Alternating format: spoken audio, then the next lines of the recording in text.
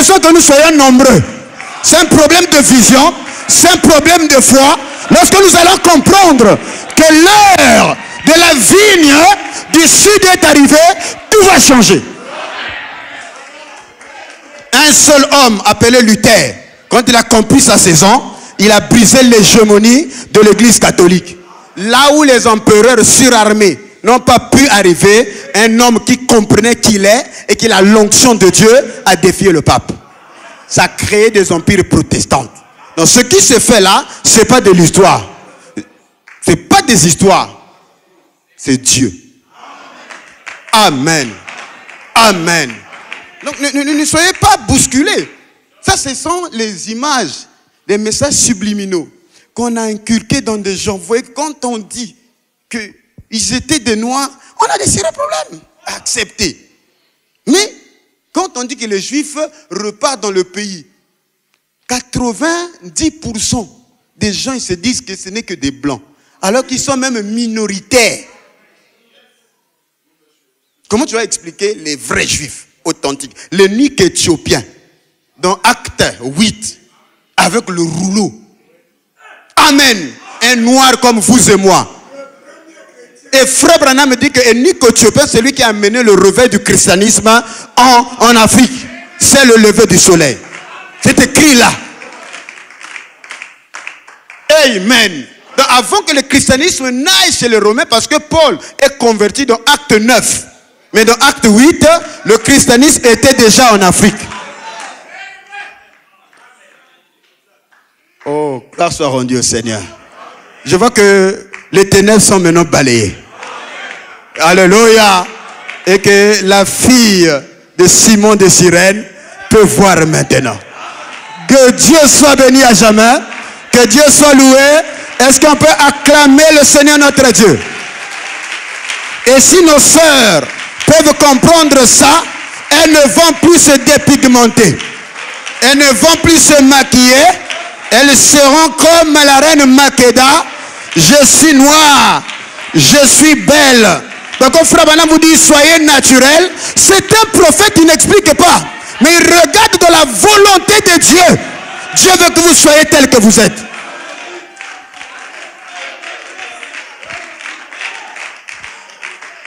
Alors, le temps a sonné, il est 19h.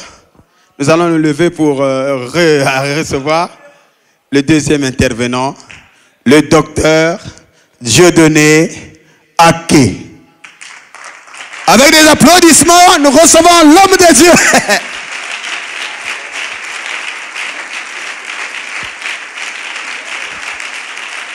Ça va encore barder. En ce temps-là, il y aura 5 villes dans le pays d'Égypte qui parleront la langue de Canaan. Alléluia.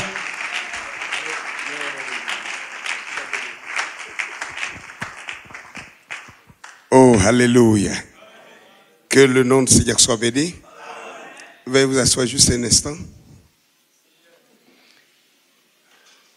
Vous comprenez pourquoi je connais quelqu'un en moins d'un mois et puis il m'appelle, je cours pour venir. Il est en train de faire les démonstrations. S'il vous plaît, surtout mes frères prédicateurs, pasteurs, il y en a qui sont pasteurs avant moi. Il y en a qui le sont après moi aussi. Je vous demande pardon. Ce n'est pas une question de comment on appelle ça? De comparaison. On n'a pas à se comparer l'un vis-à-vis de l'autre. Ce n'est pas pour ça qu'on est ici. Il y a des informations, si vous les avez, vous n'allez même pas discuter. Il n'y a pas de questions à poser. Les Juifs qui sont en Israël actuellement, eux-mêmes de leur propre bouche disent qu'ils s'appellent les Ashkénazes. Mais si je vous demande simplement, prenez vos Bibles tout de suite là, tout de suite. Ashkénaze. Un Juif Ashkénaze, ça n'existe pas au monde. Ça n'existe pas, ça n'existe pas. Juif Ashkénaze. Genèse chapitre 10, verset 3. La Bible dit, les fils de Japheth sont Gomer. Fils de Gomer, Ashkénazes. C'est-à-dire les Ashkénazes ne sont même pas de la lignée de Sem.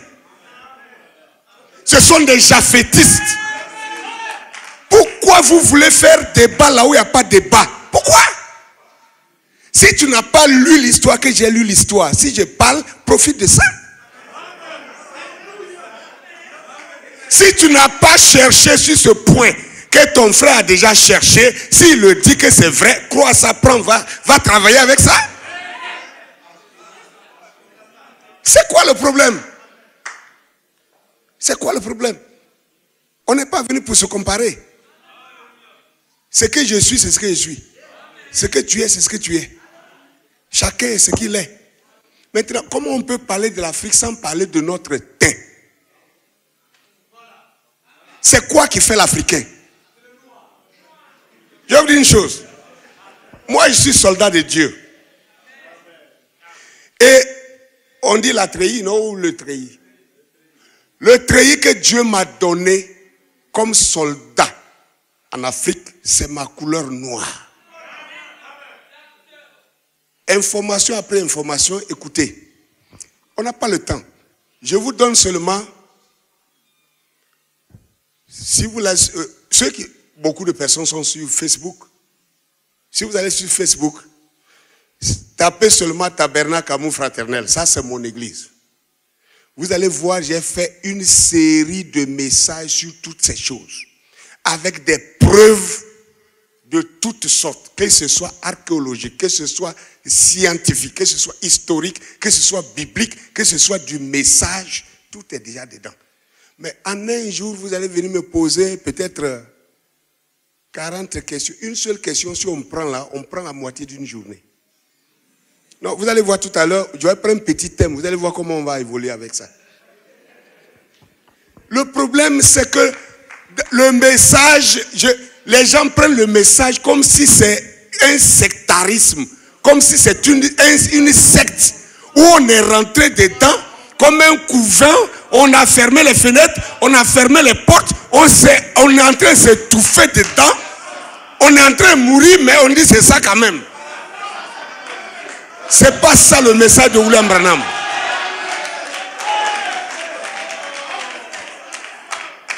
Frère Branham me dit,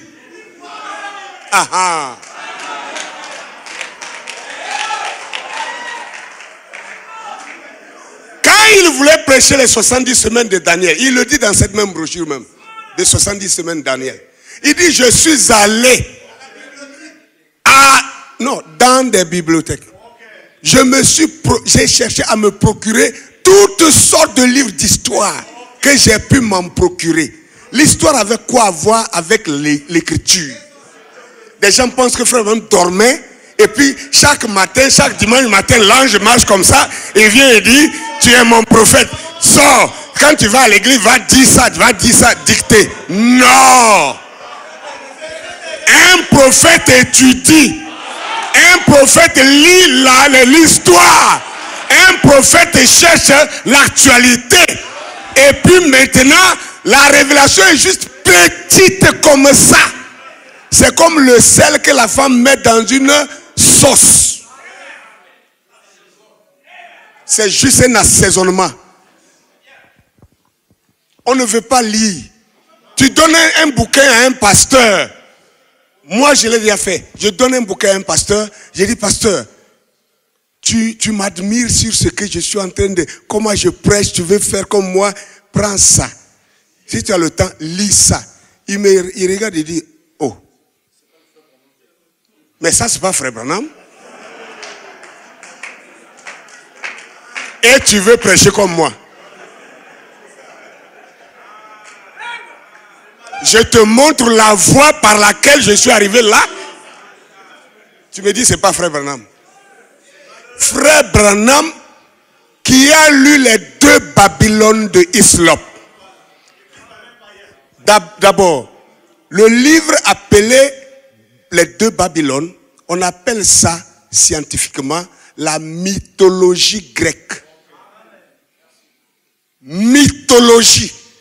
Quand le français dit mythe, ça veut dire quelque chose qui n'existe pas, qu'ils ont inventé. C'est pas réalité.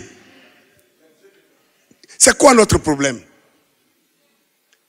Sincèrement, moi, quand j'ai saisi la vision sur l'Afrique, quand je vois quelque chose qui est contraire, ça m'énerve déjà.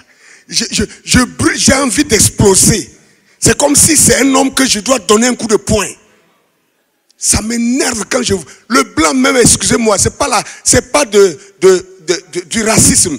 Mais quand je vois un blanc, regardez, j'ai dit ça derrière la chaire de mon doyen ici, le pasteur Mav. On nous a donné, comment on appelle ça, les dessins animés des enfants, qu'ils ont appelés Pinocchio. Combien ont regardé ça? Pinocchio. Pinocchio, c'est un petit blanc qui est le brave dedans. Chaque fois qu'il dit des mensonges, son nez s'allonge. Chaque fois qu'il ment, le nez devient long. Jusqu'au point où il ne peut pas rentrer dans la maison. Quand il veut, son nez est déjà au baf là-bas, ça pique là. On dit la solution pour que tu redeviennes normal, c'est de te confesser, de corriger les mensonges que tu as dit. Donc quand il corrige un mensonge, son nez se rapproche. Quand il corrige un mensonge, son nez se rapproche jusqu'à... Il corrige tout ce qu'il a menti là. Quand il dit la vérité, maintenant son nez reprend sa place. Et pourquoi les blancs ont des nez longs? Pourquoi? C'est leur propre histoire, hein? C'est des menteurs.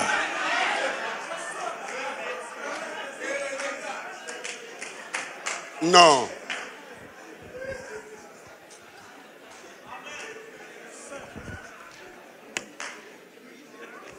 Quand on a dit question-réponse, quand on a dit vous allez poser des questions, des gens brûlent déjà pour poser questions sans... Vous croyez que moi je suis un enfant? Je ne suis pas un enfant. Même si tu es plus âgé que moi, mais je ne suis pas un enfant. Tu es seulement un grand frère. Mais je ne suis plus un enfant. Tu crois que tu vas venir me poser une question? Tu dis Dieu est noir là. Dieu n'est pas noir. Il faut prouver que Dieu est noir. Toi-même, tu as trouvé quoi pour... Bon, Dieu n'est pas noir. Il est de quelle couleur? Donne-moi ça d'abord. On va comparer avec pour moi. Il n'y a pas quelque chose qui existe qui n'a pas de couleur. Est-ce que Dieu existe? Est-ce qu'il existe? S'il n'existe pas, un prophète ne peut pas parler de son aspect. Quand on parle d'aspect, c'est que c'est physique. Ce n'est plus spirituel. Quand Dieu est esprit, il n'a même pas de forme. Quand il prend une forme, il n'est plus spirituel, du moins, il n'est plus esprit. C'est qu'il est devenu tangible. Et ça, il doit avoir une couleur. C'est quoi le problème? 2000 ans, on nous a dit Dieu est blanc. Personne n'a jamais levé son petit doigt. Vous pouvez prouver que Dieu est blanc? Dans quelle Bible? Dans quelle écriture? Dans quelle histoire que Dieu est blanc? Moi aussi, je vous attends pour ça.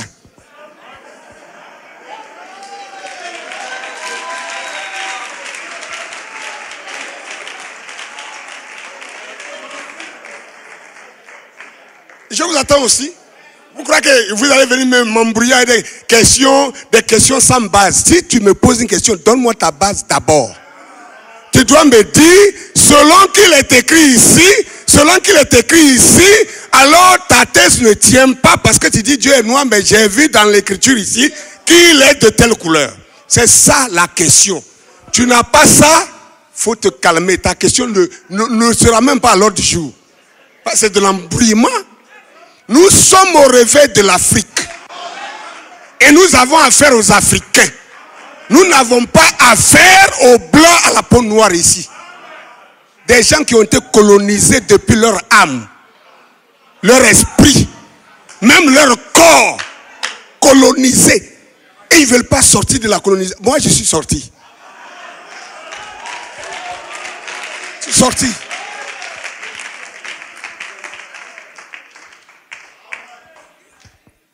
Oh, sorry. Je vous en prie, on va se tenir debout.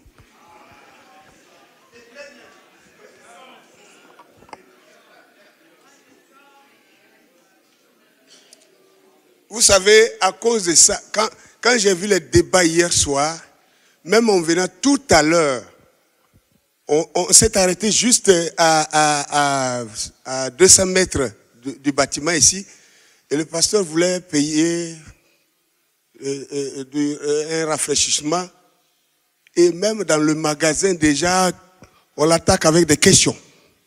Questions dans le magasin là-bas. Les gens ne sont même pas patients.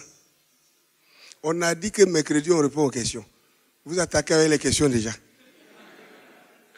Vous savez, les hommes, les sages, un conférencier parlait quelque part, au milieu d'une grande foule, plus grande que celle-là.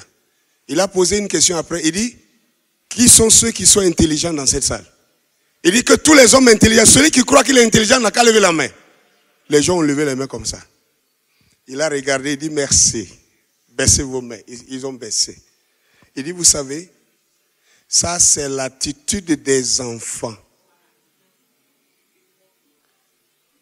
Il dit, si j'avais affaire à des professeurs ou à des savants, quand tu poses la question aux hommes intelligents, que qui est intelligent, il a écouté ta question. Il ne regarde pas ta question. Il se pose la question, quel est le piège? Pour ça là, il lève pas la main.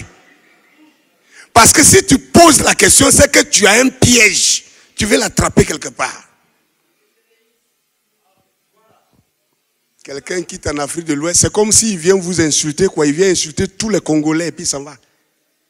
Dieu est noir. Dites amen, et puis vous dites amen, et puis lui il se retourne, il s'en va chez lui. S'il n'a pas de preuve. On dit quand un aveugle dit, je vais te lapider. Il ne faut pas m'énerver, je vais te lapider. Il a un pied sur le caillou déjà.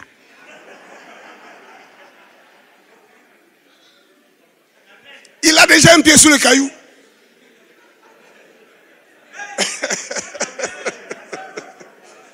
Alléluia. Béni soit le nom du Seigneur. Ça vous surprend. C'est écrit ici, pasteur à que Dieu donné, pasteur. Lui, il m'annonce, il dit docteur. J'ai ce problème depuis, on me poursuit. J'ai dit non. Quand j'ai commencé le ministère, je ne savais même pas où j'allais arriver. Donc, on dit pasteur, j'ai accepté. Mais je connais mon ministère. Je n'ai pas besoin de changer de nom. C'est pasteur.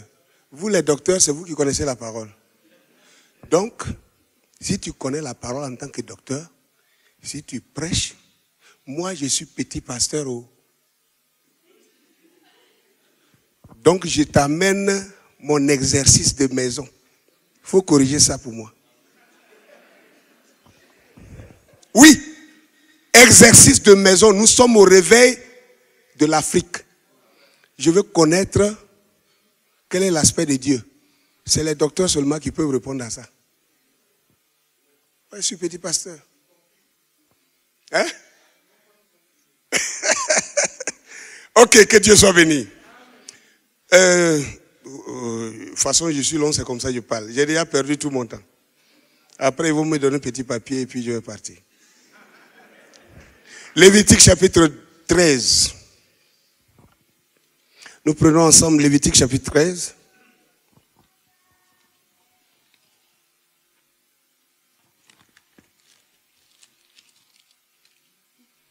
J'aime les gens qui sont profonds. Regardez quand le docteur King commence à parler, je vois tout le monde est braqué comme ça. Mais l'homme est bizarre. Tout ce qu'il a dit là, les gens sont en train de réfléchir dans tout ce qu'il a dit. Est-ce que c'est où je vais le coincer même? C'est tout le problème. S'il a dit 1000 phrases bonnes, qu'il a trébuché sur une petite phrase, on va l'attraper là-dessus. On va l'étrangler avec ça. Pour dire c'est faux, c'est pas vrai. C'est comme ça que l'homme est. Mais on ne peut pas être des croyants, des fils de Dieu et être comme ça. la chose qui va vous libérer, c'est ça que vous êtes en train de ça passe pas ici, ça passe pas. Mais tu vas mourir dedans. Lévitique 13, verset 12 au verset 15. Lévitique chapitre 13, verset 12 au verset 15 que nous lisons. Parole du Seigneur. Tu consacreras à l'Éternel tout premier-né, même tout premier-né des animaux que tu auras. Les mâles appartiennent à l'Éternel. Oh, je suis où? Pardon. Oh, je suis en train de lire Exode. Alors que j'ai parlé de Lévitique. Comme j'ai vu chapitre 13, je suis déjà énervé. Je suis même fâché contre le mensonge du blanc. C'est trop. On ment même jusqu'à la nourriture, on nous donne là, on nous ment là-dessus. Et nous, on prend, on avale. Des femmes dans la ville se promènent aujourd'hui, des Africains. Regardez, il y a 10 ans en arrière, il n'y avait pas les fossiles. Hein? Aujourd'hui, des femmes trouvent que bon, moi, mes cils là sont un peu, comme c'est un peu trop faible là, donc je mets ça juste, ça permet que je regarde. Regardez un peu ça. Elles trouvent des justificatifs pour tout. Jolis cheveux africains, on ne peut plus. On ne veut plus. Le sang de l'Africain est 3 fois plus puissant que le sang du blanc. Ce n'est pas moi qui le dis. La science, simplement. Lévitique, chapitre 13, versets 12 à 15.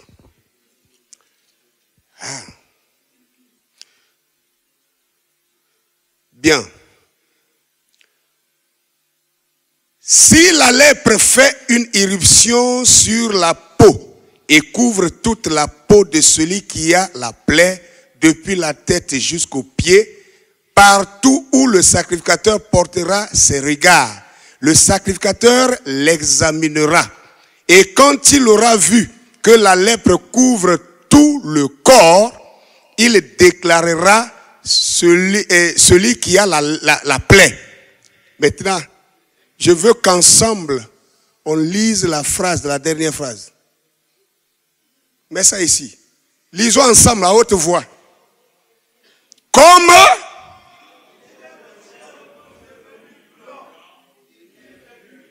non, j'ai pas compris.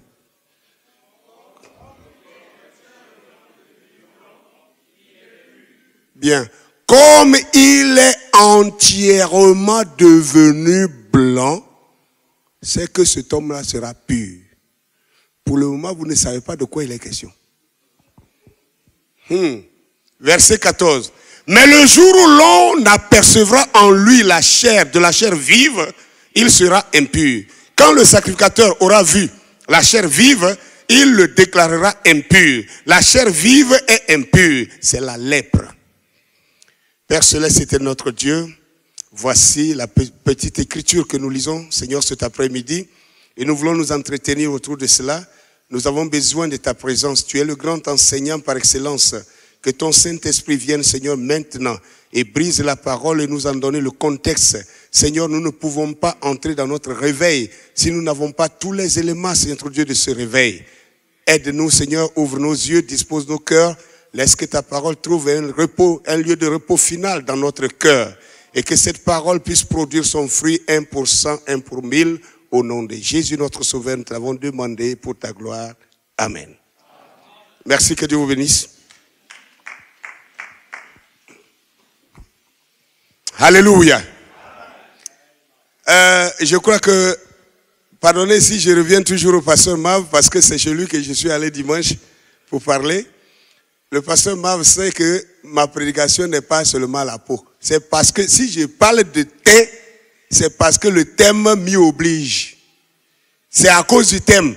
Il sait que je suis allé chez lui, je n'ai pas parlé de ça. J'ai parlé de quelque chose d'autre. Amen. Que le nom du Seigneur soit béni. Que le nom du Seigneur soit béni. Amen. Je veux parler de la lèpre blanche de la Bible. La lèpre blanche de la Bible. La Bible parle ici. Ici, il est question des Lévites, des sacrificateurs. la famille de Lévi. La Bible dit que en Israël, il y avait 12 tribus. La tribu de Lévi était réservée pour la sacrificature. Et ces enfants de Lévi, il suffisait d'être de la famille de Lévi, de naître dans la famille de Lévi. Si vous étiez un garçon, vous étiez déjà un candidat potentiel à la sacrificature. Mais il fallait attendre que vous ayez les 25 ans. Quand le garçon atteignait les 25 ans, parce qu'avant 25 ans, on n'entrait pas dans la sacrificature. Et quand vous atteignez les 25 ans, alors vous vous présentez devant le sacrificateur et il fait quoi? Il doit vous examiner d'abord physiquement, votre morphologie, votre physique. Il doit vous examiner. Et la Bible dit, si ce garçon, soit il était borgne, il a perdu un œil, il est éliminé. Il est disqualifié. Il est Lévi, mais il ne peut pas faire le sacrifice dans le temple de l'Éternel. Je crois que mes confrères, les prédicateurs sont là. Ils savent que c'est vrai. Amen. Si cette personne boitait, c'est pas possible.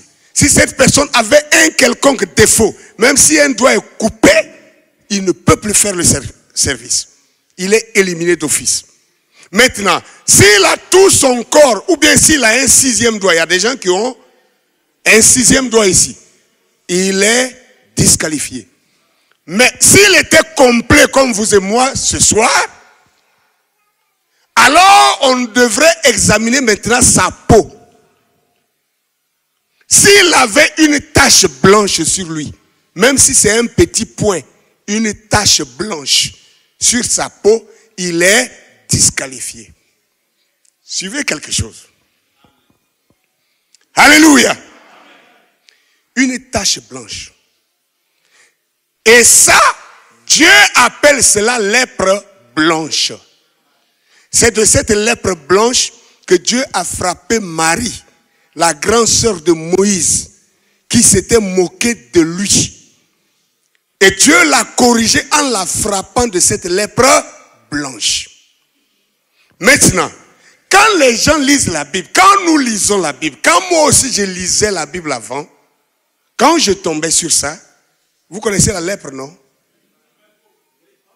Tout le monde connaît la lèpre, non? Bien. La lèpre que nous connaissons ici, ce n'est pas de cette lèpre que la Bible parle ici. La lèpre que nous connaissons ici, c'est une lèpre qui coupe les doigts, qui ronge les lèvres, en tout cas, qui ampute les membres du corps. Ce n'est pas de cette lèpre que la Bible parle ici. Cette lèpre que la Bible parle ici, elle appelle la lèpre blanche. Dans la médecine contemporaine, on appelle cette lèpre blanche-là le vitiligo. Vitiligo. Et le vitiligo, c'est défini comme étant un albinisme partiel. Ah, vous appelez ça Mwanza? C'est pas ça? Hein? Merci. Bon, d'abord, vous avez déjà compris. Ce qui est sûr, c'est pas Mwanza. Alléluia. On appelle ça l'albinisme partiel. Quand on dit partiel, écoutez bien s'il vous plaît, c'est une blancheur qui attrape votre peau. Ça peut se loger quelque part ici. Vous êtes tout noir, mais il y a une partie qui est blanche. Vous êtes tout noir et puis ça peut prendre un côté comme ça ici. Et ici est blanc et puis tout votre corps est noir. C'est ça la lèpre blanche. Et c'est cette lèpre blanche que je dis, ça s'appelle scientifiquement le vitiligo. Vous suivez bien? Maintenant, la Bible dit que quand le candidat à la sacrificature était en âge d'entrer dans la sacrificature, le candidat devrait se présenter devant le souverain sacrificateur. Et celui-ci devrait l'examiner. Et l'examen partait jusqu'à la couleur de sa peau. Suivez bien quelque chose. Couleur de sa peau. S'il avait une peau, une partie, une tache blanche, directement il était déclaré impur. Un impur ne peut pas entrer dans la sacrificature de l'Éternel. Maintenant, la Bible dit, c'est pourquoi cette partie-là, j'ai dit, tout le monde n'a qu'à lire ensemble avec moi. Amen. Qu'est-ce qu'il a dit ici au verset 13? Il dit, et quand il aura vu que la lèpre couvre tout le corps, il déclarera pur celui qui a la plaie. Comme il est entièrement devenu blanc, il est pur. Maintenant,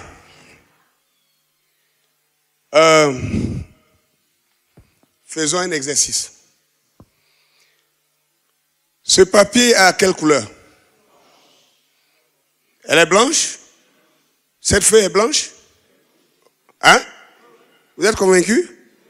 Ok, d'accord. Qui peut blanchir cette feuille pour moi?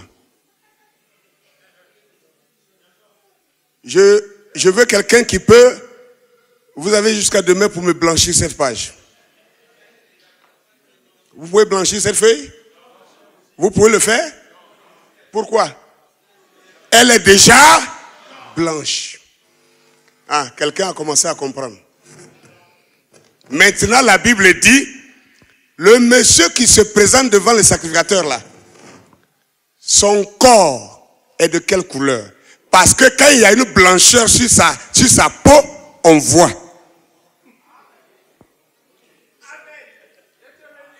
S'il y a une partie qui est blanche, on voit et on le disqualifie.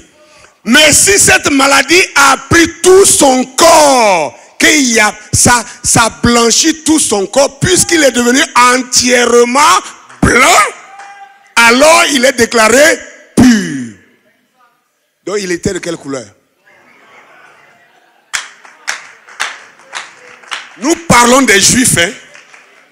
Frère, montre-moi le vitiligo. Donne-moi le diapo. Regardez. On doit aller doucement. William Branham là, il n'est pas venu pour toi seul. Il est venu pour moi aussi. Moi aussi, je le connais. Regardez ça. C'est ça qu'on appelle le vitiligo.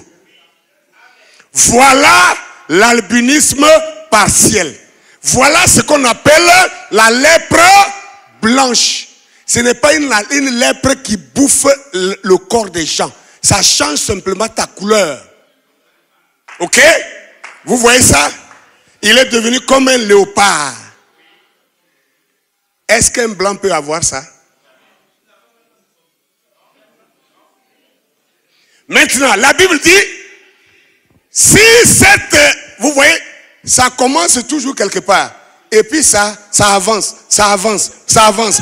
Maintenant, le jour où ça va couvrir tout son corps, la Bible dit maintenant, puisqu'il est devenu entièrement blanc,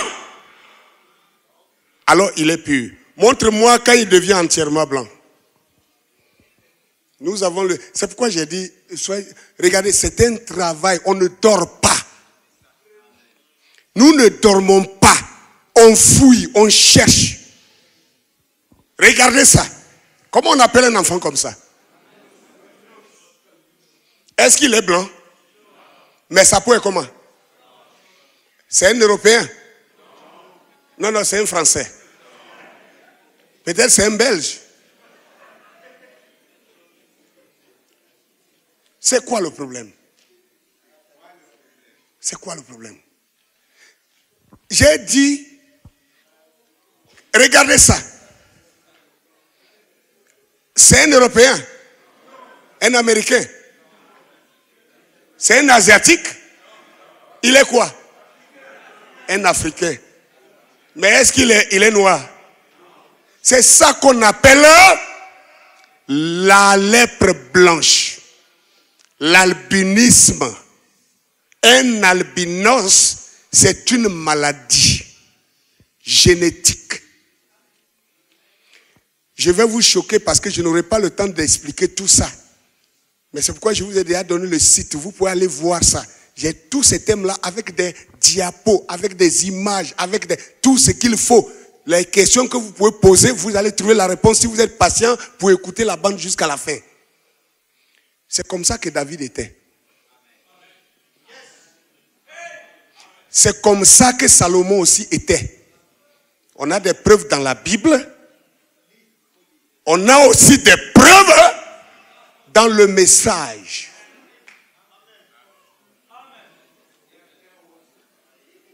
Ah. Que le nom du Seigneur soit béni. Alléluia. Donc, quelqu'un ne peut pas perdre son temps à faire des déclarations bêtes, moutonnes. Je ne suis pas bête. J'ai fait un travail pour aboutir à ça. Le juif, il était noir. Et il est noir. Et il sera noir. C'est Dieu qui parle ici. Le sacrificateur, il est noir déjà. Maintenant, si on doit le sélectionner, on doit vérifier sa peau. S'il commence à devenir blanc, il est atteint déjà de cette maladie que l'Éternel ne veut pas voir. Alors, il est déclaré impur, disqualifié. Mais, si ça a couvert tout son corps, il devient un rouquin, un blond. C'est ça qu'on appelle blond. Il y a des noirs blancs. Les gens ne savent même pas. Quand on dit blanc, on regarde le blanc avec des cheveux. Alléluia. Voilà ça. Bien. Alléluia. Praise God. Preuve, simplement sur ce thème-là, on peut en avoir assez. Maintenant, prenons quelque chose. Cantique des Cantiques, chapitre 5.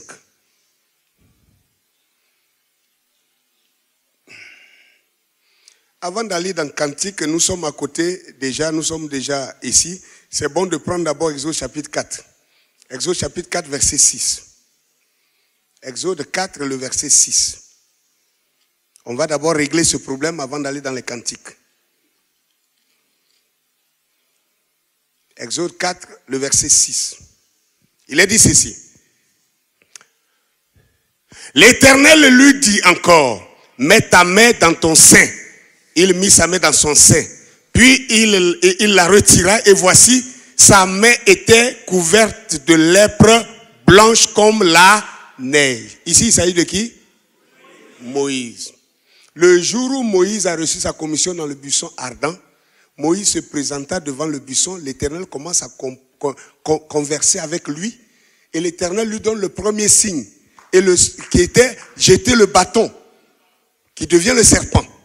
Le deuxième signe, il lui dit, mets ta main dans ton sein, c'est-à-dire dans tes aisselles, comme j'ai fait, comme ça. Il a mis, il dit, retire ta main. Quand il retire ta main, sa main est devenue blanche. Maintenant, je vous ai dit de me blanchir une feuille. Vous avez dit, vous ne pouvez pas blanchir. Donc, Moïse était blanc, et puis sa main est devenue blanche. C'est possible?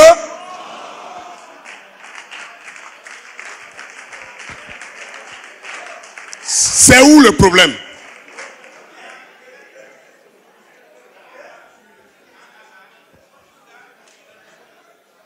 Alléluia.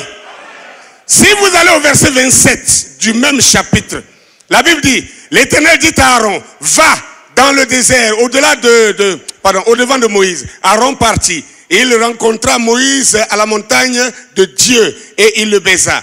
Moïse fit connaître à Aaron toutes les paroles de l'Éternel qui l'avait envoyé et tous les signes qu'il lui avait ordonné de faire. Moïse et Aaron poursuivirent leur chemin et ils assemblèrent tous les anciens des enfants d'Israël. C'est-à-dire quand Moïse est quitté là-bas en présence de Dieu, En retour avec son frère Aaron, ils ne sont pas allés directement chez Pharaon. Ils sont d'abord, parce qu'ils vont délivrer des gens.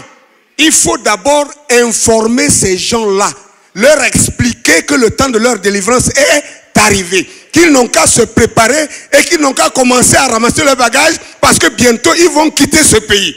Il faut qu'eux-mêmes soient d'accord de quitter le pays d'abord.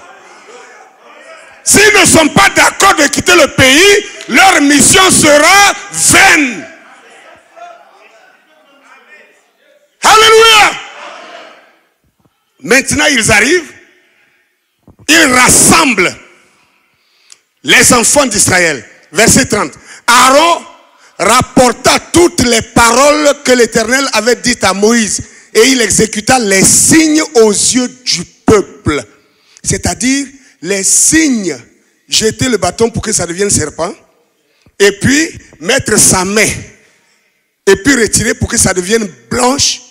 Il a fait ça d'abord au milieu des enfants d'Israël. Maintenant je vous dis, c'est pourquoi, si vous ne lisez pas, quelqu'un va dire quelque chose, vous allez dire, oh, il contredit William Branham. Oh, il veut se faire prophète. William Branham dit que les enfants hébreux qui sortaient de l'Égypte, quand ils partaient lors de l'exode, qu'ils étaient combien de personnes? Combien? 2 millions. Vous voyez, non? Il dit environ 2 millions. Ça, c'est le prophète qui a dit ça. Mais dans la Bible ici, la Bible nous dit exactement le nombre de ces personnes-là. Ils n'atteignaient même pas 1 million. 600 000 hommes. C'est la Bible. C'est pourquoi vous devez comprendre que oui, Jésus lui-même dit, jusqu'à présent j'agis. Et mon Père aussi agit. Il y a des informations que William Branham prenait aussi comme ça pour dire, ne me dites pas que je suis en train d'attaquer William Branham. Vous ne croyez pas William Branham plus que moi aussi.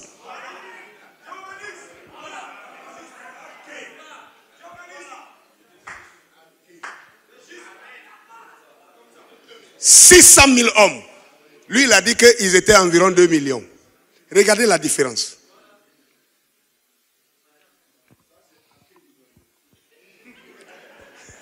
Celui qui est en train de prendre Dieu pour aller en Côte d'Ivoire et que tu t'interposes. Alléluia. Donc, maintenant, quand on lit la Bible sans la méditer, on pense qu'on la comprend. Maintenant, 600 000 personnes. Ici, là, on n'atteint même pas 300 personnes. Parce que je vois des sièges encore vides. N'est-ce pas? Bon. 600 000 hommes que Moïse et Aaron rassemblent en un endroit. Vous voyez l'étendue de cette multitude-là? Ça veut dire Moïse et Aaron sont montés sur une estrade pour pouvoir parler à 600 000 hommes. Maintenant, regardez de loin. Si un blanc se tient où je suis arrêté là, que vous êtes assis où vous êtes assis là, qu'il est déjà blanc, hein? Il est déjà blanc. Et je prends une craie blanche que je trace sur son bras. Et vous êtes assis là. J'ai dit, il n'a qu'à faire comme ça. Vous pouvez voir le trait?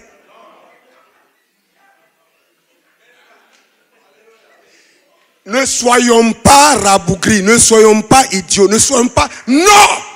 Les fils de Dieu sont intelligents.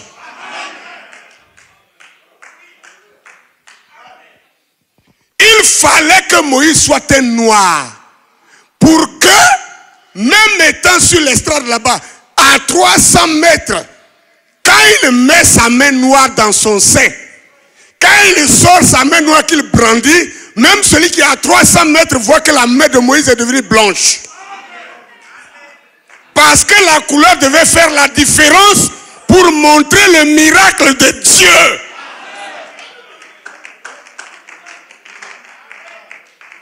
C'est quoi le problème? Que Dieu soit noir comme moi, c'est ça qui me fait mal? Revois ta nature. Chacun veut ressembler à son père. Si quelqu'un ne désire pas ressembler à Dieu, il a un problème avec sa nature.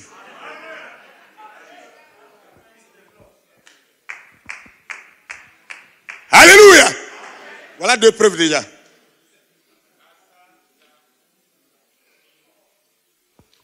Maintenant, allons dans Cantique des Cantiques, chapitre 5. Le colon est venu ici, la même Bible, mais il a orienté la lecture de la Bible pour nous donner. Il a aussi orienté la compréhension de cette Bible pour nous donner. Et vous voulez qu'après 2000 ans, on continue avec une logique qui ne tient pas la route. Alors, pourquoi William Branham est-il venu? Peut-être hier, j'ai dit que ce n'est pas bien rentré. Moi, je crois que William Branham n'est pas venu pour les Blancs. Ils vont dire encore, le pasteur Akela, il a encore dit. C'est William Branham lui-même qui le dit.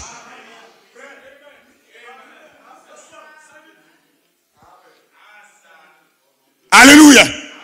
Il dit, je sais, je sens que je ne prospérerai point si je ne viens pas prêcher à ces Africains-là. Il dit, c'est là que le Seigneur m'a appelé. Voilà pourquoi les Américains l'ont rejeté. Et je tiens ici une citation claire. Amen. Je dis bien clair. Gloire à Dieu. Sans ambiguïté. Où il dit que c'est terminé pour les États-Unis d'Amérique. Qu'il n'y aura plus jamais de réveil. Il dit jamais. Et des gens sont encore ici. Ils envoient des lettres pour qu'un blanc vienne pour les prêcher. Il va vous prêcher quoi? Si ce n'est sa mort.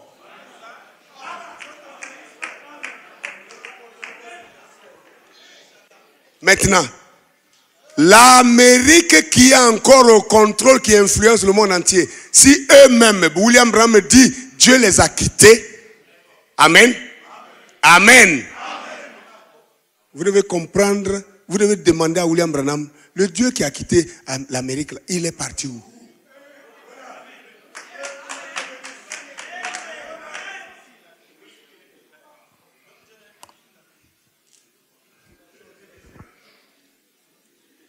Cantique des Cantiques, chapitre 5.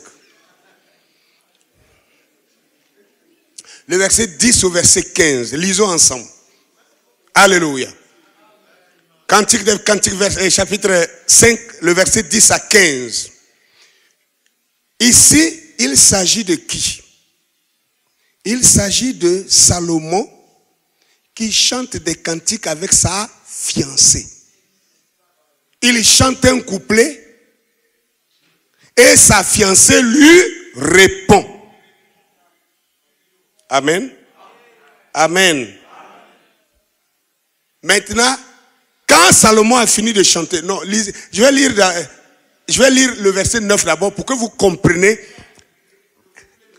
le couplet de Salomon d'abord. Et puis la réponse maintenant de sa fiancée. Le verset 9 dit,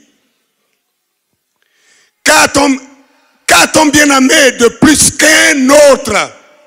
Oh, la plus belle des femmes. C'est qui la Soulamite? Amen.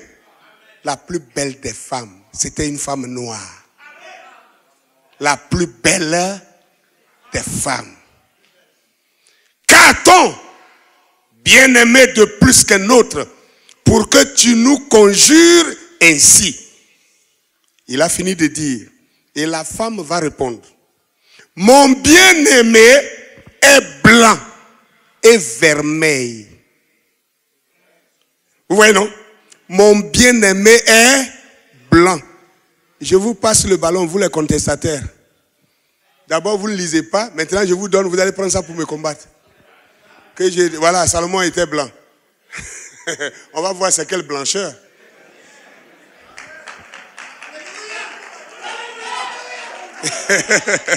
Alléluia. Mon bien-aimé est blanc et vermeil. Il se distingue entre 10 000. C'est-à-dire, si je viens de prouver tout à l'heure, William Branham dit les Juifs sont noirs. Ça c'est un. Je viens de donner plusieurs preuves pour corroborer que cette déclaration est vraie. On a pris tout à l'heure le cas de Moïse, on a pris le cas des sacrificateurs, vous venez de le voir. Maintenant, je vous dis une chose. Comment se fait-il que dans un milieu de noirs, il se trouve un qui soit blanc? Qu'est-ce qui lui est arrivé? Maintenant, elle dit, il se distingue entre 10 000. C'est-à-dire, moi, mon chéri, là, quand il y a 10 000 garçons quelque part, s'il est au milieu là-bas, je ne le cherche pas même. Un coup d'œil, je le vois. Frère, donne-moi le diapo. J'ai décidé de parler avec les images pour que les gens comprennent.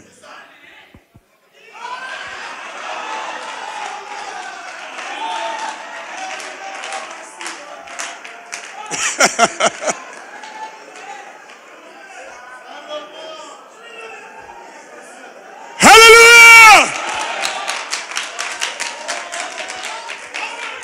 Voici Salomon au milieu de 10 000. Est-ce qu'il est européen?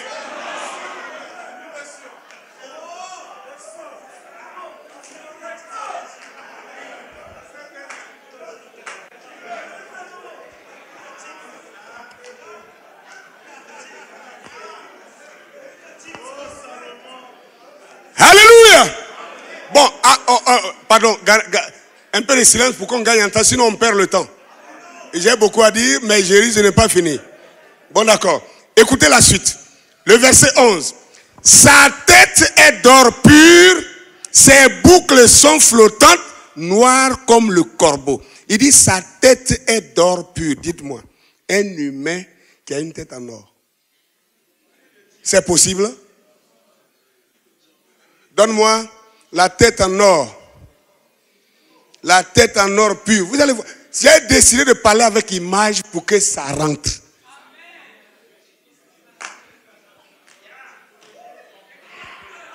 Vous êtes au pays de l'or, vous connaissez l'or.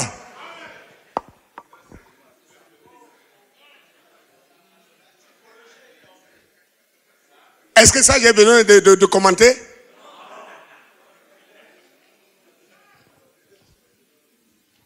Alléluia. Ses yeux sont comme des colombes au bord des ruisseaux, se baignant dans le lait. Se baignant dans le lait. Se baignant dans le lait. Ramène-moi l'autre albinos le plus propre là.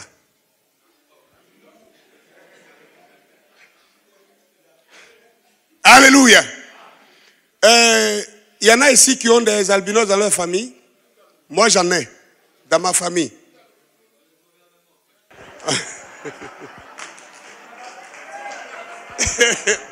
Alléluia. Maintenant écoutez, je vais vous donner un conseil rapidement. S'il vous plaît. Alléluia. Écoutez. S'il vous plaît. Vous prenez mes minutes, hein. Un enfant albinos, si vous voulez que sa peau soit propre, sans tache, parce qu'un albinos, je vous ai dit, c'est une maladie. N'est-ce pas? C'est une déformation génétique. Donc, leur peau est fragile. Même quand une mouche pique cette peau, ça laisse une tache. Ok? Si vous voulez que l'enfant garde sa peau propre comme un blanc, comme ça brille façon là, vous devez laver ces enfants-là avec du lait. Combien savent ça? Vous ne le savez pas? Le lait. Le lait, vrai lait. Même si vous n'avez pas le lait, c'est lait bonnet rouge là. On prend ça, ramène. Vous voyez ce que ça leur fait? Ça là, pour éviter ça, avant que l'albinos se lave, environ 10 à 15 minutes avant, il doit prendre du lait pour se masquer. Il frotte du lait sur tout son corps. Il attend 10-15 minutes et puis il va, il se lave. Non, j'ai dit lait bonnet rouge. Ah d'accord, merci, pardonnez. C'est du lait sans sucre là. Liquide là. Lait liquide là, c'est de ça que je parle. Amen. Vous voyez maintenant, on les baigne même avec du lait. Nous continuons. Verset 13. Ces joues sont comme un parterre d'aromates, une boucle de plantes odorantes. Ses lèvres sont des lys, d'où coule la myrrhe. Alléluia. Ses mains sont des anneaux d'or garnis de chrysolites. Son corps est de l'ivoire poli. Vous connaissez la couleur de l'ivoire? Amen. Couvert de saphir. Gloire à Dieu. Amen. Regardez ça. C'est comme ça l'ivoire. Il y a l'autre là, avant. Alléluia. Donc quand vous voyez, je savais que si je ne dis pas ça, certains vont aller tomber sur ça. Ils vont dire, voilà, je le tiens maintenant. La Bible dit que Salomon était blanc et vermeil. Mais nous avons nos propres blancs en Afrique ici. Nos blancs, ce sont les albinos. Les roux, voilà. C'est celui-là même que je cherchais. Tête en or, le corps en ivoire, Salomon.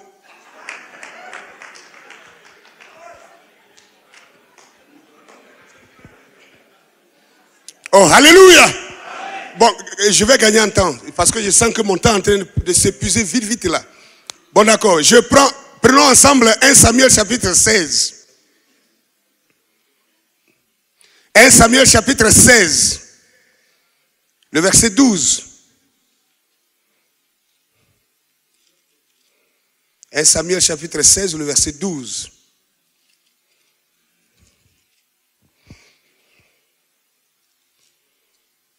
Il est dit ici, alléluia. Laissez-moi lire à partir du verset 10 même. Là, ce sera un peu plus clair. Isaïe fit passer 7 de ses fils devant Samuel. Samuel dit à Isaïe, l'Éternel n'a choisi aucun d'eux. Puis Samuel dit à Isaïe, sont cela tous tes fils? Et il répondit, il reste encore un plus jeune, mais il fait paître les brebis. Alors Samuel dit à Isaïe, envoie-le chercher, car nous ne nous lasserons pas avant qu'il ne soit venu ici. Isaïe l'envoya chercher. La Bible dit maintenant, or, il était blond. Et Isaïe l'envoya chercher. Or, ça dit, c'était un réprimé. C'était quelqu'un, les albinos étaient mal vus. Même en Afrique ici, il y a des peuples, quand tu mets au monde un albinos, on dit c'est malédiction. Vous comprenez un peu quelque chose? Or, pourquoi or? Il n'était pas considéré. Samuel le prophète, avant de venir chez Isaïe, il n'est pas venu par surprise. Il a envoyé dire à Isaïe, je viens chez toi tel jour, je veux voir tous tes fils. Pourquoi Isaïe a appelé tous ses fils et il a fait exprès pour écarter David pour l'envoyer au champ?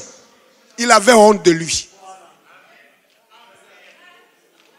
Il avait honte de David parce que David, il était couvert de lèpre blanche, mais il était entièrement devenu pur et blanc. Amen. Nous avançons. 1 Samuel 17, le verset 42. 17, verset 42. 17, verset 42. La Bible dit ici, quand David devait confronter l'incirconcis Goliath, regardez quelque chose qui va se passer. 42. Le Philistin regarda et lorsqu'il aperçut David, il le méprisa. Pourquoi? Il ne voyait en lui qu'un enfant blond. Il ne voyait en lui qu'un enfant blond. D'abord, c'est un enfant. En plus, c'est un maudit. Parce qu'on les regardait comme une malédiction. Il dit, mais Israël, vraiment, vous m'avez blessé. Moi, un grand guerrier. Et on m'envoie un enfant, un rejeté. Frère Branham me dit, gringalé. Il dit, on l'a envoyé un gringalé. Je n'ai pas le temps pour lire les citations. Frère Branham me parle de teint rosé. Que David était un petit gringalet au teint rosé. Vous allez trouver plus de 50 citations. Frère Branham parle de ça. Montre-moi le teint rosé.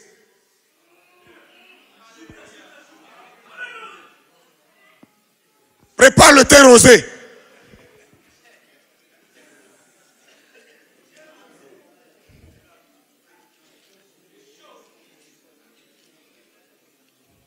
Oh, alléluia.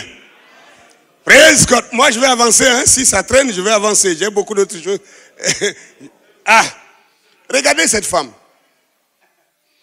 Une albino. Est-ce qu'elle est blanche? C'est une africaine. Une noire. Une albinos. Vous savez pourquoi Frère Branham dit teint rosé? Est-ce qu'il y a un homme rose? Il n'y a pas d'homme rose. Les albinos, c'est-à-dire c'est la dépigmentation, l'évaporation de la mélanine. Donc du coup, leur peau n'est pas synthétique. Ça ne peut pas filtrer le soleil. Et quand il fait trop chaud, qu'un albinos sort sous le soleil, son teint change. Il devient rose. Comme ça. Voilà ça. Voilà pourquoi Frère Branham me dit teint rosé. Alléluia. Je vais voir ce qu'on me dit d'abord.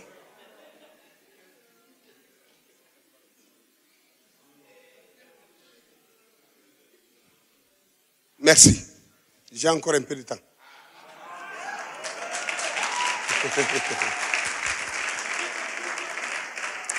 Ok, cessez de bavarder, là je vais gagner en temps. Ok? Nous prenons maintenant 2 Samuel chapitre 14. 2 Samuel chapitre 14, le verset 25 à 26. 2 Samuel 14, verset 25 à 26. Alléluia. Il est écrit ici. Il n'y avait pas d'homme ici, la Bible parle de Absalom. Absalom, le fils de David, qui s'est rébellé après contre son père. La Bible dit, il n'y avait pas un homme dans tout Israël aussi renommé qu'Absalom. Pendant ce temps, tu y positionnes, ok? Pour qu'on gagne un temps. Pour sa beauté, depuis la pointe de ses pieds jusqu'au sommet de sa tête, il n'y avait point en lui de défaut. C'était un bel homme, Absalom. Il était très beau. Et il n'y avait personne qui pouvait se comparer à lui en Israël. Verset 26. Lorsqu'il se rasait la tête, écoutez quelque chose. Lorsqu'il se rasait la tête, c'était chaque année qu'il se la rasait parce que sa chevelure lui pesait. Le poids des cheveux de sa tête était de 200 cycles, poids du roi. Quand on lit, c'est pour ça que je vous ai dit, c'est parce que nous sommes arrivés à la saison de la prophétie sur l'Afrique que nous avons essayé de chercher pour trouver ces choses. Sinon, qui n'a pas lu ça? Maintenant, on dit, un homme, quand il ne se coiffe pas pendant 1 an, sa tête ses cheveux lui pèsent. Et ça pèse 200 cycles, poids du roi. Maintenant, dites-moi, un blanc, même s'il ne se coiffe pas pendant 5 ans, ses cheveux pèsent. Hein? Ça peut être long. Mais c'est long, mais c'est fin. Ça ne pèse pas. Diapo? Pas ça d'abord. La touffe même. Regardez un homme. Il faut un nègre. Il faut que ce soit un kamite. Les cheveux laineux dont j'ai parlé hier. Continue. Il y a l'autre qui est plus touffu et amassé. On voit même que ça pèse.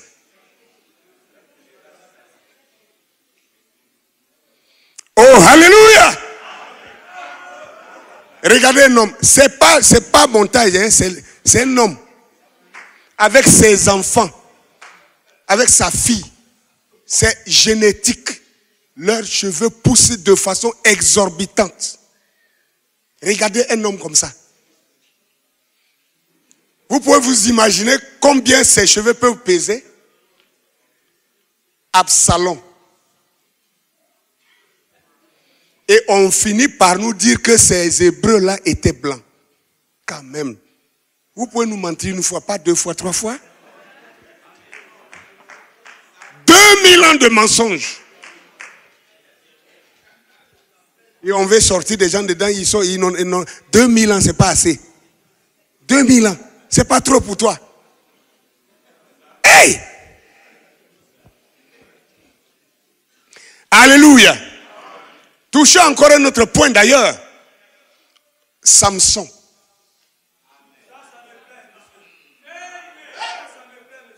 Amen. Même les Hollywoodiens, quand ils ont essayé de tourner le film de Samson, ils n'ont pas pu accomplir selon l'écriture. Pourquoi? Combien ont regardé le film de Samson? La Bible dit quoi? Que Samson, c'est Juge chapitre 16, le verset 13 et le verset 19. Que Samson avait, depuis sa naissance, il ne s'était jamais rasé. Et ses cheveux n'étaient pas comme pour ce... Regardez le monsieur là. Regardez pour lui là. C'est pas bagage ça. Ça pèse. Quand il est né, Samson ne s'était jamais rasé. Imaginez Samson à l'âge de 30 ans. Depuis sa naissance, il ne s'est jamais rasé. Et la Bible précise quelque chose. Que Samson était obligé de tresser ses cheveux en combien de tresses? 7 tresses. C'est pourquoi j'ai posé la question. Vous qui avez regardé le film de Samson, on a pris un blanc. Les catcheurs, gaillards là. C'est ça on a pris pour tourner le film de Samson. Et comme il est blanc, et que ses cheveux sont bien longs, mais on ne peut pas tresser. Combien savent que les cheveux de blanc, on ne peut pas tresser? Quand vous tressez, dans les 5 minutes, ça lâche. Parce que ça glisse. Donc, Samson, le Samson qu'on regarde dans Hollywood, il est obligé de prendre une banderole pour attacher la tête. La Bible n'a pas dit que la tête de Samson, c'est banderole. C'était 7 tresses. Il fallait que ça soit des cheveux d'un kamite. Il fallait que ce soit des cheveux laineux. Seuls les cheveux laineux peuvent se tresser pour rester longtemps. Donne-moi les 7 tresses.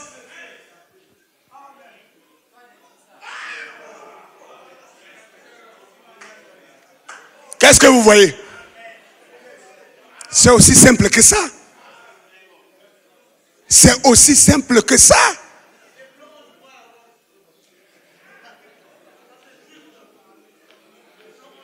On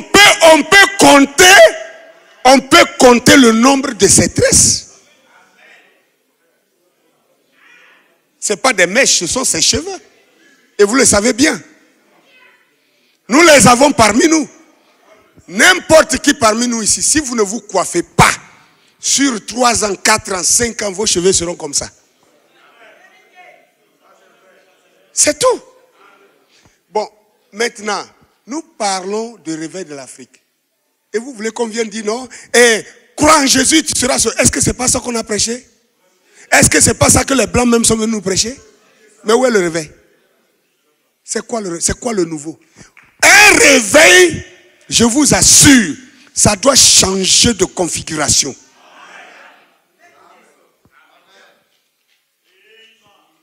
C'est pas n'importe quoi. On vient s'asseoir là, et puis on veut encore faire les mêmes choses, et puis dire qu'on est rentré dans une nouvelle phase. Il n'y a pas de nouvelle phase si vous continuez comme vous étiez. Il doit avoir un électrochoc. Quand quelqu'un rentre dans le coma, le médecin, il dit chargez 2000 volts. On fait chargez, allez, beaucoup. Chargez encore 2500. Beaucoup.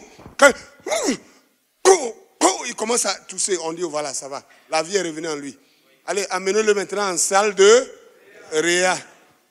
On va mettre maintenant la perfusion. C'est ça qu'il faut. C'est pourquoi moi je charge avec les cornes.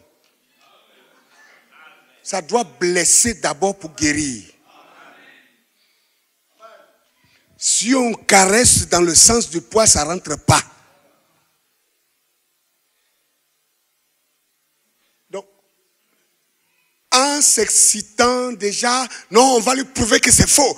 Frère n'a pas dit ça. Montre-moi ce que frère m'a dit. Parce que pour moi, la frère n'a pas dit ça. Pour toi, là, c'est ça qu'il a dit. Envoie pour toi, là, on va voir.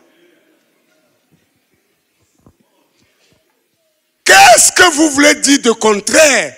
1 Jean 4, verset 1 au verset 4 nous dit, n'ajoutez pas foi à tout esprit. Amen. Non, je vais lire ça même. Gloire à Dieu. Il serait bon de mettre les téléphones sous silence. 1 Jean chapitre 4 à partir du verset 1. La Bible dit, bien-aimés, n'ajoutez pas foi à tout esprit, mais éprouvez les esprits pour savoir s'ils sont de Dieu. Car plusieurs faux prophètes sont venus dans le monde. Plusieurs faux prophètes. Quel est le rôle d'un faux prophète? C'est pervertir la parole. Et Jean, 2000 ans derrière, nous avertit que les pervertisseurs de la parole sont déjà là.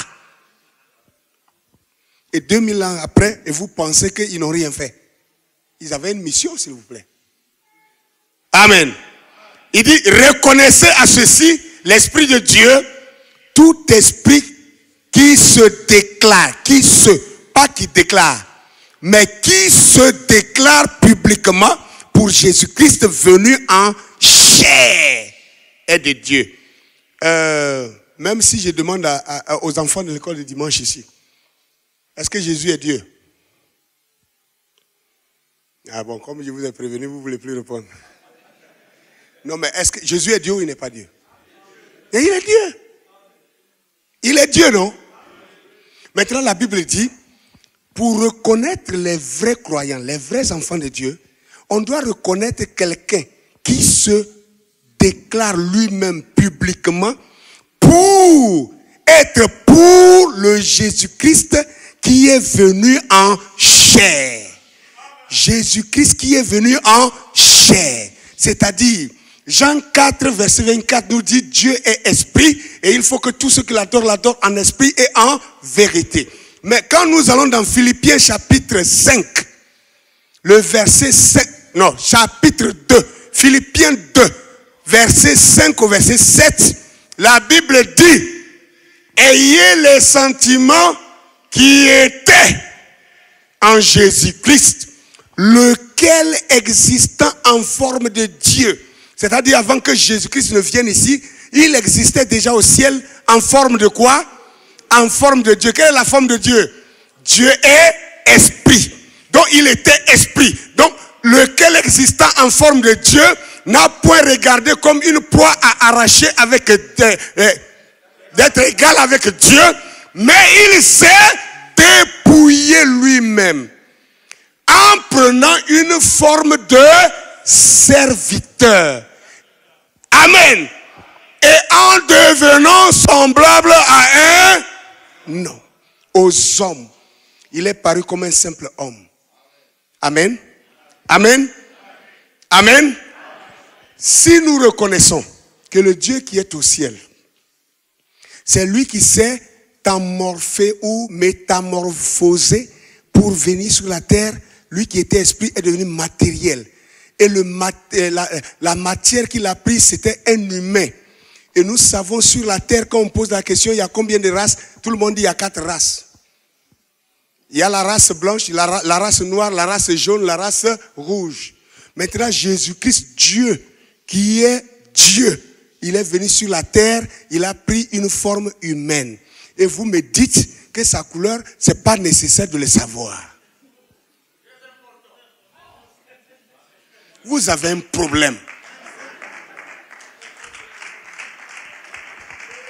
Je vais clôturer, parce qu'on m'a donné un temps. Je vais clôturer pour vous dire ceci.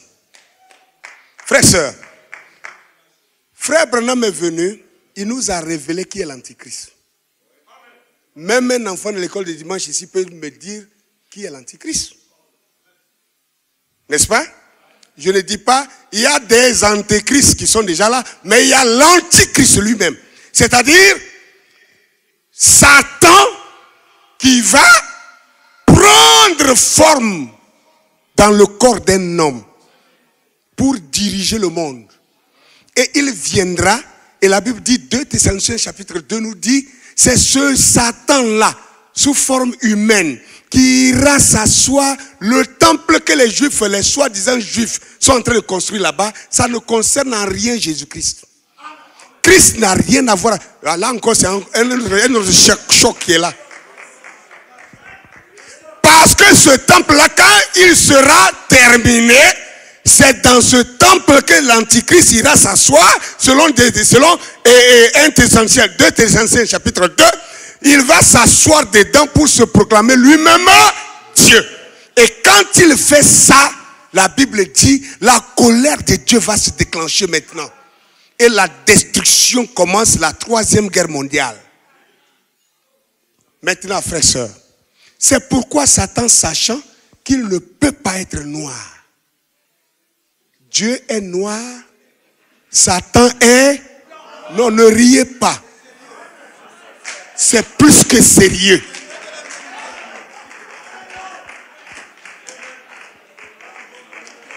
Dieu est noir, Satan est blanc.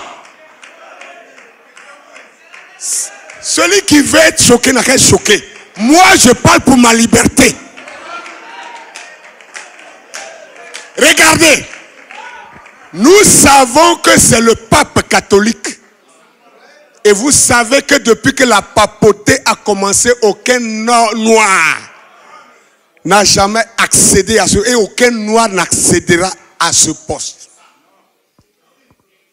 Et c'est un pape qui va s'aventurer pour aller s'asseoir. Et c'est le pape actuellement qui est en train de mobiliser les nations pour que les nations envoient les richesses. Et regardez un peu, s'il vous plaît, je vous en prie. Regardez. Un test même a déjà été lancé devant vous, sous vos yeux, et vous n'avez pas fait attention. À cause de cette fausse image de Jésus, qu'on a démasqué tout à l'heure, Borgia, Césario de Borgia, à cause de cette photo-là, ils ont envoyé un homme, un blanc, qui ressemble exactement à cette photo. Il est venu au Kenya, ici à côté de vous. Il s'est habillé comme Jésus. Et il marchait dans la rue. Et il se comporte comme Jésus. Un pasteur, un soi-disant pasteur, a vu ça. Il dit, hey, ça c'est le Seigneur. Oh, vous n'êtes pas informé de ça? Attends, combien sont informés de ça? Alors, il est allé le voir. Et il appelle Jésus. Et le gars a accepté. Il a pris son faux Jésus, il l'a amené dans son église. Et le gars est venu avec sa femme. Il est avec sa femme. J'ai un Jésus avec sa femme. Il danse. Les églises ont commencé à se vider pour aller là-bas. C'est pourquoi j'ai dit, c'est une question d'information. Sinon, si vous m'attaquez, vous attaquez pour rien. Le jour où vous serez informé, vous allez regretter de m'avoir attaqué. Je vous dis ce qui est vrai. Les gens sont allés l'adorer. Finalement, le gouvernement kenyan était obligé d'intervenir Parce qu'il a commencé, il a vu que les Africains l'ont adopté comme Jésus. Et il a orchestré avec le pasteur une arnaque. Oui. Il a dépouillé les gens de leur argent. Et le gouvernement kenyan a été obligé d'intervenir. Ils l'ont rapatrié. Ils l'ont chassé. Mais ça, vous regardez ça comme rien. Hein? C'était un test. Pour voir. Le jour où le pape va se proclamer Dieu, comment les gens vont réagir? Maintenant, à supposer qu'à cette heure-là, que l'épouse est toujours là, j'ai dit n'importe quoi. Je n'ai pas dit que c'est ça qui sera. J'ai dit à supposer que l'épouse était encore là, à cette période-là, où le pape qui est blanc va se lever pour aller dans le nouveau temple. Il va se proclamer Dieu. Maintenant, vous, à qui nous sommes en train de révéler que Jésus est noir, vous regarderez ce Jésus qui sera à Jérusalem, il est blanc. Quelle sera votre réaction? Vous serez les seuls à esquiver le piège de Satan. Et on vous parle de ça, vous prenez ça comme de la légèreté. Le temple même qu'ils sont en train de construire, c'est pour Satan qu'ils le font. Parce que dès qu'ils vont finir de construire, Jésus lui-même va venir détruire ça. Il ne va il va même pas mettre son pied dedans. Ou bien vous ne lisez pas Frère Branham? Frère Branham me dit, regardez, quand ils sont en train de préparer la construction de ce temple, ils disent quoi? Que la vache rousse est déjà prête, n'est-ce pas? La vache rousse servait à l'expiation. Donc, il prépare l'onction du temple. Mais William Branham nous a déjà dit que le nouveau temple qui sera construit ne sera plus loin. Parce qu'il a déjà été loin. Mais ils préparent une onction de ce temple-là. Vous ne voyez pas que Jésus n'est pas dedans? Allez loin, vous allez voir. Le Seigneur dit maintenant, par Ézéchiel, qu'en ce temps-là, quiconque immolera un bœuf sera semblable à quelqu'un qui rompt la nuque d'un chien. Or, ils préparent des animaux qu'ils vont prendre pour faire les sacrifices. Il n'y aura plus de sacrifices. L'unique sacrifice de Dieu a déjà été immolé. Vous ne voyez pas? Je termine pour vous dire. Apocalypse chapitre 2, le verset 9. Ouvrez vos Bibles. On va lire ensemble. Apocalypse 2, 9. Je termine là. Parce que, une minute seulement. Il me reste une minute seulement. Apocalypse 2, verset 9. Écoutez bien. Je connais ton affliction et ta pauvreté, bien que tu sois riche, et les calomnies de la part de ceux qui se disent juifs et ne le sont pas, mais qui sont une synagogue de Satan. Si vous voulez me combattre, vous allez m'expliquer ça d'abord. La Bible même dit, il y a les vrais juifs de Dieu. Et il y a ceux qui ont prétendu, qui se sont substitués aux juifs de Dieu, qui ne le sont même pas. Ce n'est pas le seul verset. Allez, chapitre 3, verset 9 encore. Apocalypse 3, verset 9. Je termine là. Voici, je te donne de quelques-uns de ceux de la synagogue de Satan qui se disent juifs et ne le sont pas, mais qui mentent. Pinocchio. C'est des menteurs. Un Ashkénaze ne peut jamais être un sémite. De même qu'un hébreu ne sera jamais un kamite. Il y a 3 races. Les 3 fils de Noé orientent les 3 lignées sur la terre. Et les Hébreux ne sont pas des Bantous. Celui qui dit ça Amenez-le ici. Il va me justifier ça. Il n'y a pas un hébreu bantou. Les hébreux sont des sémites. Les bantous sont des kamites. Deux lignées différentes. C'est parallèle. Ce qui est parallèle ne se rejoint jamais. Et j'entends des gens faire du bruit. Nous sommes les hébreux bantous. Jésus était un hébreu bantou. Ça n'existe pas. Parce que les bantous, ce sont les kamites. Les bantous, c'est les descendants de Kam. C'est ceux que Kam a mis au monde, c'est-à-dire les Couchites, les Pouchites, les Misraïmites. C'est ceux-là. Et les Hébreux viennent de Sem. C'est une lignée à part. Et les Japhétis, les Ashkénazes sortent de Japheth. Parce que le premier fils de Gomer, c'est lui qui s'appelle Ashkénaz. Et je vous donne une dernière information et puis je laisse parce que le temps est parti. C'est que il y a une nouvelle forme de science qui permet de prélever l'ADN de quelqu'un et de connaître sa terre d'origine. En Afrique de l'Ouest ici, chez nous là-bas, il y a beaucoup d'Américains qui sont en train de rentrer. Ils sont venus, le président ghanéen a donné nationalité à 300 Américains en un jour. Oui, ils ont fait des recherches, leur terre de départ, c'est-à-dire les esclaves qu'on avait pris au Ghana pour partir en Amérique, ils sont leurs descendants. Donc par l'ADN, on a retrouvé leur terre de départ, d'origine. Maintenant, ils ont utilisé cette technologie-là pour essayer de vérifier ces Ashkénazes-là. C'est eux-mêmes qui ont fait ça. Quand on a prélevé leur ADN, qu'on a fait l'analyse, leur origine, leur terre d'origine, c'est dans un petit village de la Turquie.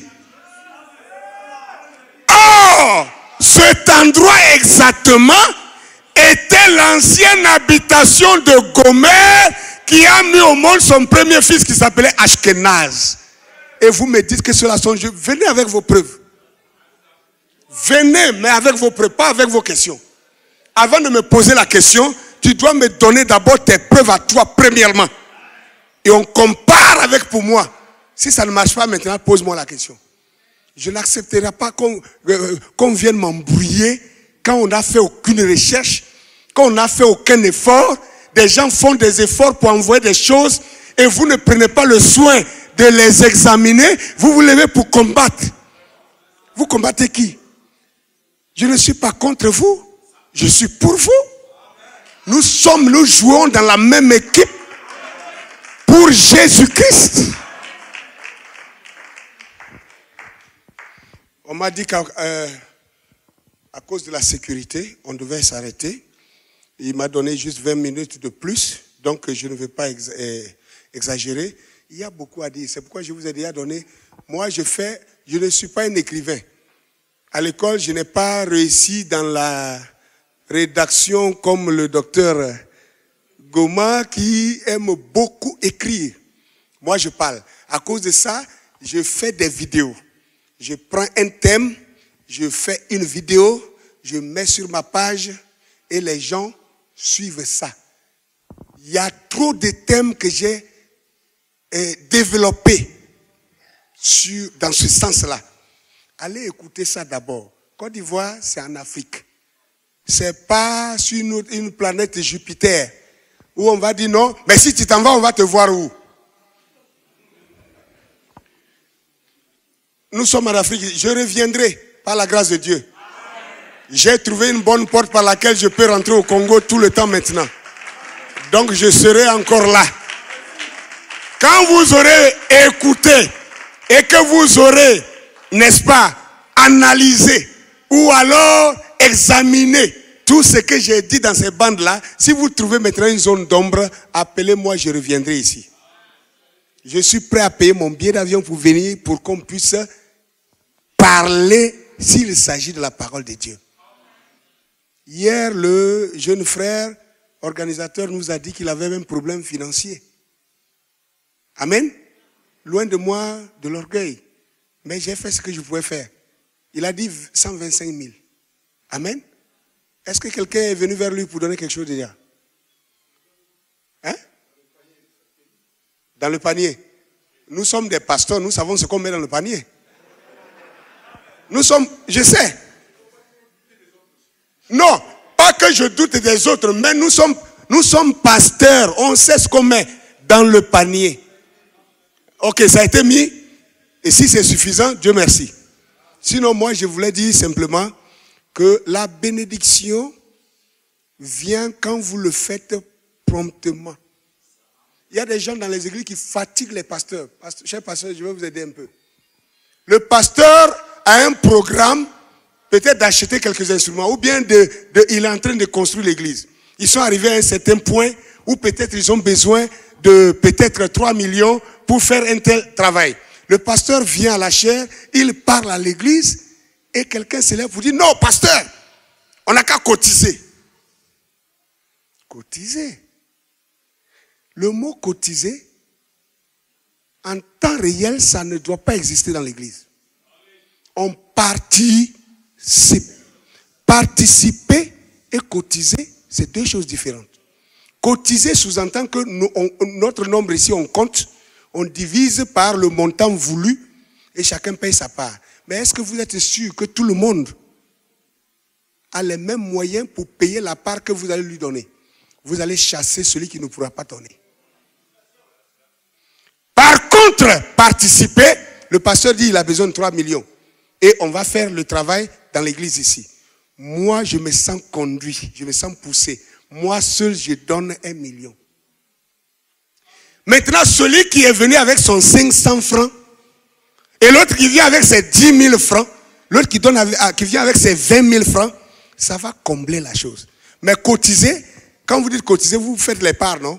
Si c'est 20 000 que chacun va donner, celui qui devait donner 1 million, quand on lui dit que c'est 20 000, il donne ses 20 000 et puis il s'en va s'asseoir. Si ce n'est pas arrivé, c'est votre affaire. Débrouillez-vous. Tirez la bénédiction. Que Dieu vous bénisse.